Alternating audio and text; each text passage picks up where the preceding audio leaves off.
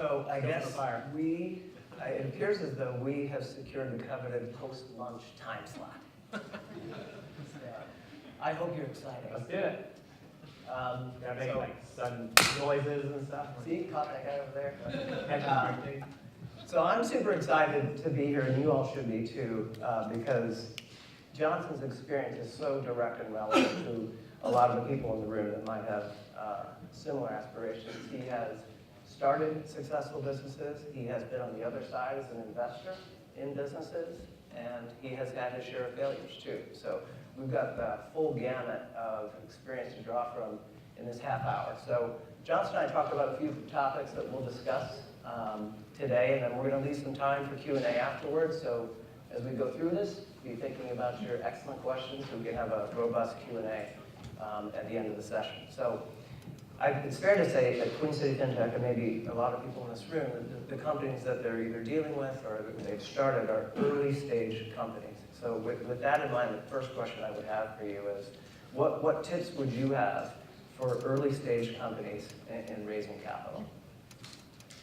Okay, that's an easy one. Oh, it's easy to raise money. No, not at all. Thank you.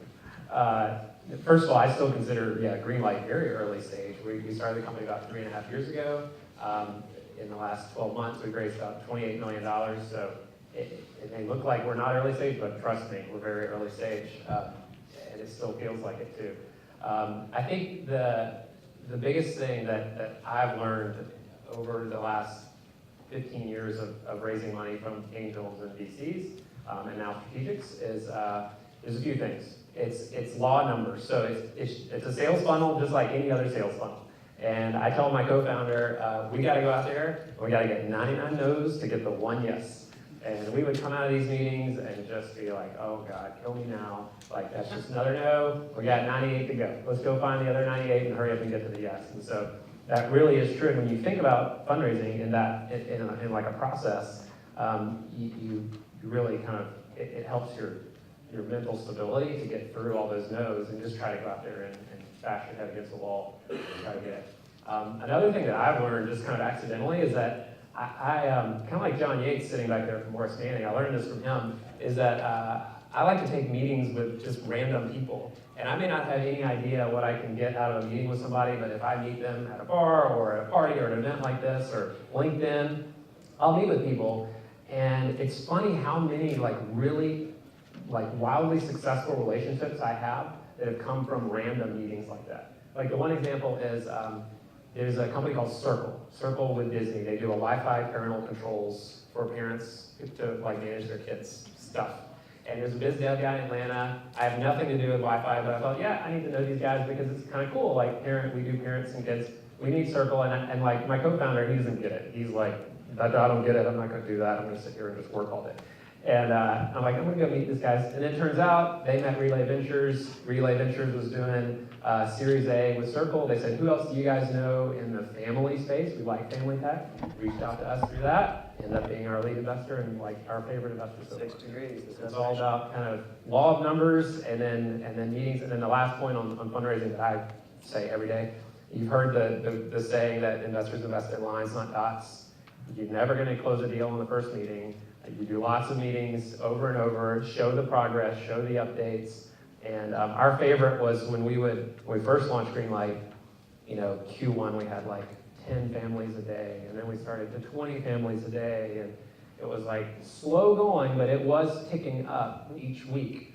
And there was one investor who I would always update the deck, that one slide, show the next line up and show the curve a little bit more.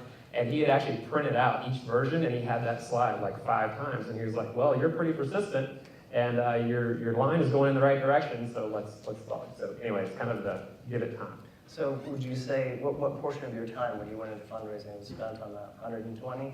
180%. And Tim Sheehan is my partner in Greenlight. He's CEO, and I'm COO. And we just have this great relationship that I highly recommend if you can find this kind of match where Tim is the Rubik's Cube product strategy guy who's going to get it right and make sure the trains are on time and everything is happening in the office and the check-ins. And it basically enabled me to be on airplanes full time, meeting investors and finding strategic partners and all that. And so honestly, if it hadn't been for our partnership, there's no way that I could have met the number of people that I've met with, and really basically just did fundraising full time. So that was pretty important. And I know when you're a single co-founder, that can be very, very difficult. Absolutely. I was talking with John at NC Idea Fund last night, and he mentioned this concept of being, when they talk to a lot of entrepreneurs, being a combination of stubborn and flexible. I'm sure as you went through your capital raise process, you had a lot of people with ideas, opinions, criticisms, etc. Where do you fall in that stubborn versus flexible? As far as entrepreneur goes? Yeah. Oh, this is why we make a great partnership. I wish he was here so he could hear me say this. He's the stubborn asshole, and I'm like the let's get a deal done deal maker. Right. And so between the two of us, we usually can find a guy, you know, if there's a really rigid investor who's gonna be a pain in our butt, like even I can recognize that. But yeah, we really balance each other out as far as good cop, bad cop. And almost always we had the consistent roles in who was good cop and who was bad cop.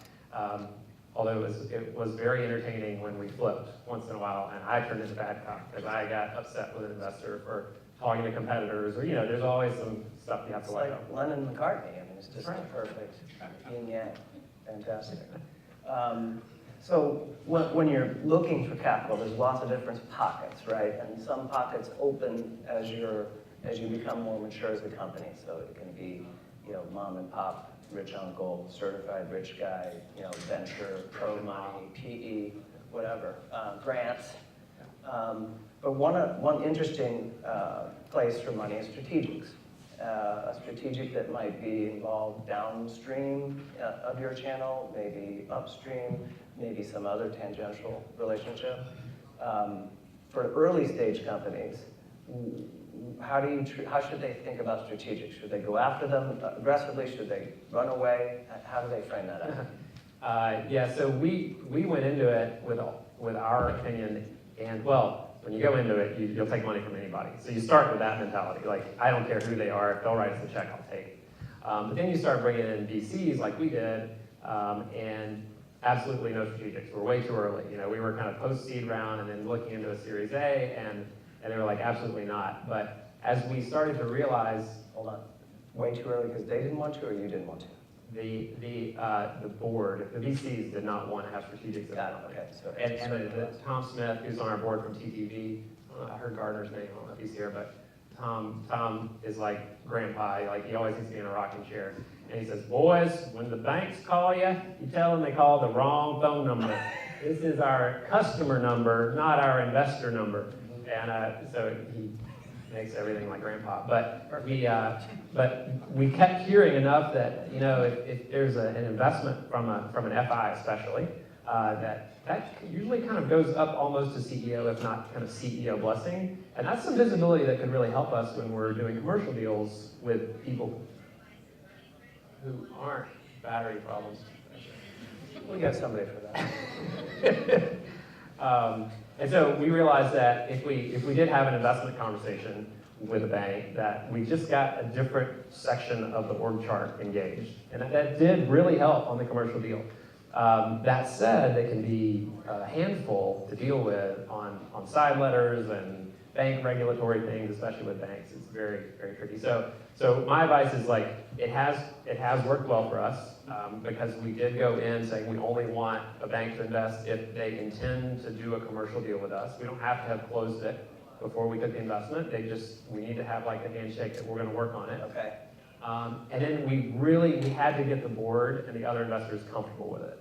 That's very important. I mean, obviously legally they can say no, but more like we want to feel like we're all on the same page as a board and a founding team, an executive team, and like this is the right thing for the company, and we didn't want to like create friction by taking money from some bank that pissed off the VCs. Right. So yeah, we're very, very happy that we did it. It's been good. The only last piece is then to make sure that it's a fair deal, and that if you are, like I know a lot of the fintechs that I heard this morning are going to have like co-brand distribution strategies with banks, much like we are, and you have to be very clear that by investing in the company, they're not getting board seats or special information rights, and like we were very clear that you don't get to see what other banks are doing. Right. You don't get special, you get basic financials and whatever you need legally to make this investment. but we're not going to send you our pipeline of who's doing what so you can have a leg up on your competitors. Right. And we take that very seriously. Sure, absolutely, arm's length, it needs to be. Right. So you said earlier that in the early stages, you'll just take anybody's money. And maybe if your choice is between, I either die or the dream lives on, I can see that. But you're at a point now, you have been with other businesses where you have a choice, right? So how much do you think about the fit of the investor, whether it's a VC or anybody else, with your strategy, your personality, your vision of the future? Yeah, that's a really interesting question for us right now. And again, back to like what the same strategy that I think a lot of the startups in here are working on is we have this direct-to-consumer business that has 200,000 customers today, and we send out 700 cards a day, and it's just going really, really well. And we have an opportunity to be $1 billion, mainstream household name.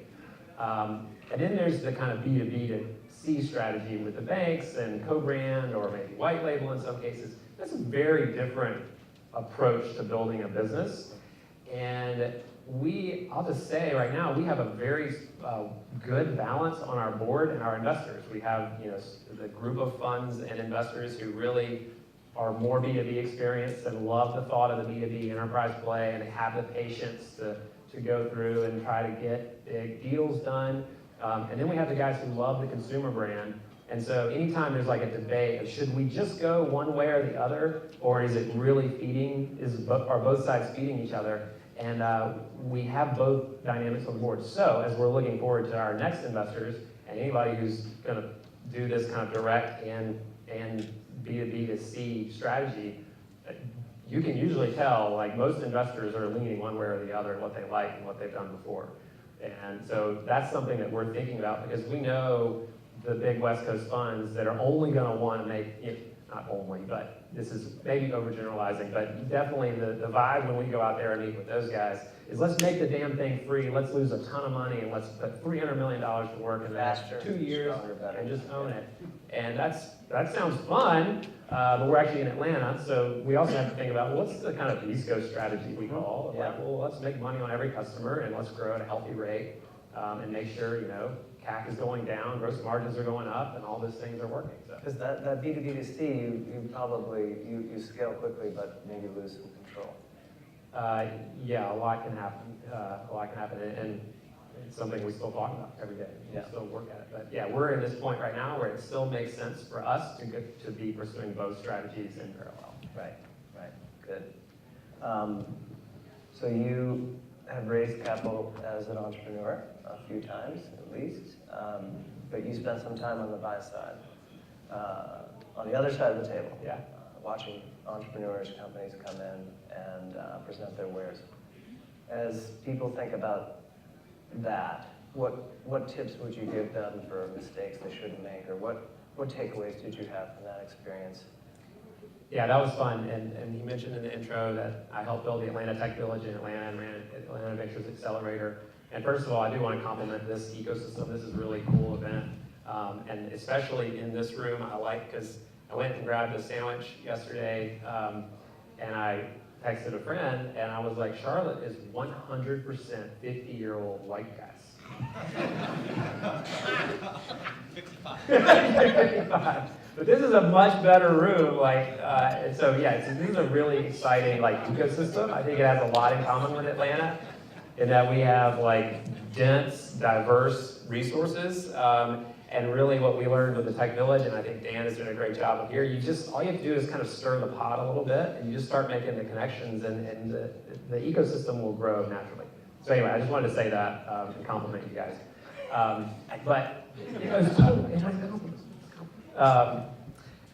Mistakes, I would say that we saw most often in Atlanta Ventures is too many entrepreneurs will go out and start a business based on their personal experience and assume that their personal experience is the mainstream, and that because I had this problem, lots of other people have this problem, and don't really do the hard research to go validate the problem, not their solution, but the consumer problem. Right. And I always actually open up every Greenlight pitch with the reason that I think it's working so well is Tim came to me, he says, I have 4 kids, and I find that I don't have cash, and I'm borrowing cash from one kid to give to another kid, and I don't ever use cash, so it seems like there's something here.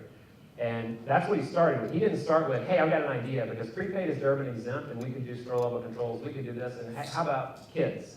It was like, I have this problem, let's go see if other people have the problem. And so we went out like a bunch of crazy people and like actually interviewed like 100 random people on the street and said, how do you give your kids money? Full stop. You know, this whole customer discovery thing that we're all learning.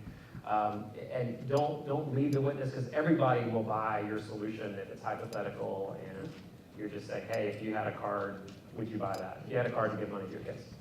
So I think that's the most common thing. And then on the flip side, this is kind of gratifying to say, investors make the same mistake sometimes, because we got to the point on that 99 no's that we had to work down. When we walked in the room, this was almost always Bay Area, just to be clear. And there was a 23-year-old Stanford grad across the table. He did not have the problem that we have, and he assumed no one else was going to have the problem. And there were a lot of passes on Greenlight because they just said, parents, that's not a problem for parents. And every one of those guys who said that was like 23 years old. Like, did not have kids, and they assumed that their personal experience is the experience of the market. And so I think that's just the hardest thing for all of us. It's just our personal bias that our experiences are what the rest of the world has. Very true. I've sold billions of dollars worth of capital, and if the thing I was selling appealed to New Yorkers, like they used it and understood it, it was going to go great.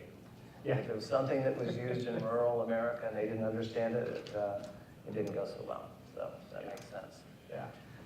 So we have gotten to the end of our questions. We should open it up for your questions, which I'm sure some people have some. So if you'd like to raise your hand, happy to call on you. Right over here. So your 99-to-1 ratio, what felt different about that one meeting? Oh, you know, so this is really funny. So the other thing that I said about like multiple meetings, some of our best investors, the first meeting did not feel good. Like they were really challenging us and like asking the hard questions that we hoped they wouldn't ask. Like, hope they don't ask that.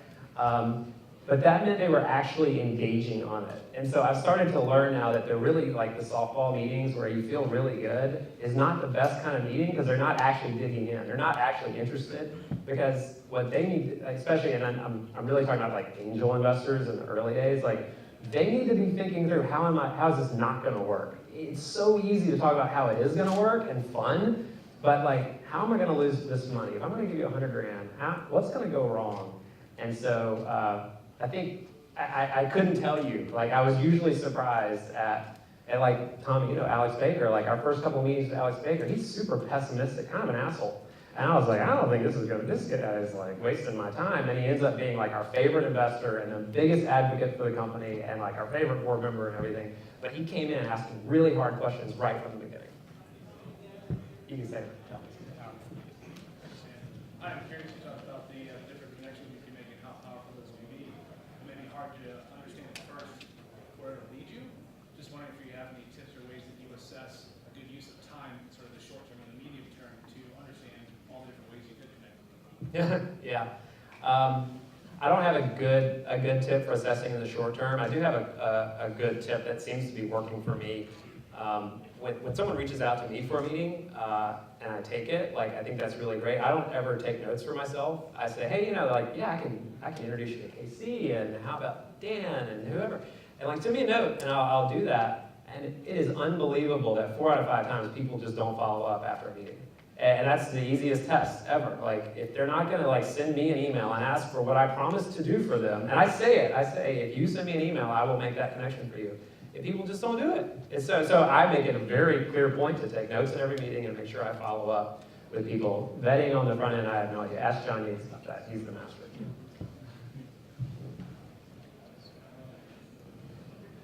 Oh boy. It's a softball, Johnson, trust me. Johnson, you've been very successful in building a team, and you've also done it with small companies and growing companies. Hiring the right people, finding the right co-founder is important. What's the process that you followed, or you think entrepreneurs should follow, to find the right people that fit the culture, and how do you go about doing that in a small company? I have not figured that out yet, how to find the right team for the right stage of the company. I have now learned, maybe a little bit too slowly, that the guys who have done this before probably know this much better than me, that you do outgrow people as you go through these different stages of the company. And you have to really watch for that. And it's really, it's a bummer, because the people who are there in the very beginning, like, you're in it together, and like, you were there when I remember we had one of our VCs was coming in for their final diligence meeting, and our app and servers went down during the meeting, and we were in the conference room, and it got very quiet out in the open area, and that was a defining moment for us, and nobody ever found out. We only had 100 customers, so it was fine. But that was pretty crazy. But then we were talking about that the other day, and only 2 of the maybe 8 people who were there that day are still with the company, because we've just gone. So I don't have a clear answer, other than I try to look at what have they done before, and obviously where we are now, we need the people who have scaled before and understand how to do that. And then culture is obviously very important. We look for these things like locus of control, right? Do they take responsibility for when things didn't work before?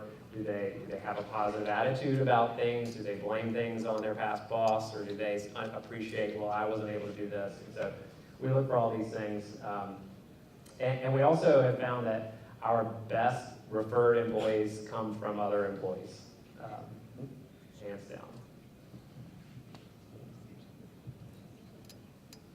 So with Greenlight, your recent company, so it's the most advanced. Your investor deck, you were probably pretty good at telling stories. Did you hit that right off the bat, or did you have to go back and rework it and build out some other parts of it? The best thing for the deck and the story is to learn how to tell it based on who you're telling it to. Right. Know your audience. Know your audience, and know your fund, and know if they've invested in something similar. Know if they like the big go crazy consumer pitch, or if they like the let's go make money and kind of build a B2B business. And so I think that's the best thing, and the only way you learn that is by doing it over and over, the same pitch, and do it different ways, and see what works and what falls flat. Right. Good. Well, we've got a few minutes left. If there's another question, we'll take it. How many times have you done the pitch for Greenlight? 10,000 times. I can do it right now with my eyes closed while I'm asleep. It's work. Good. Well, thank you, everybody, for being here with us, and thank you, Johnson, for your time. We all wish you the best of luck.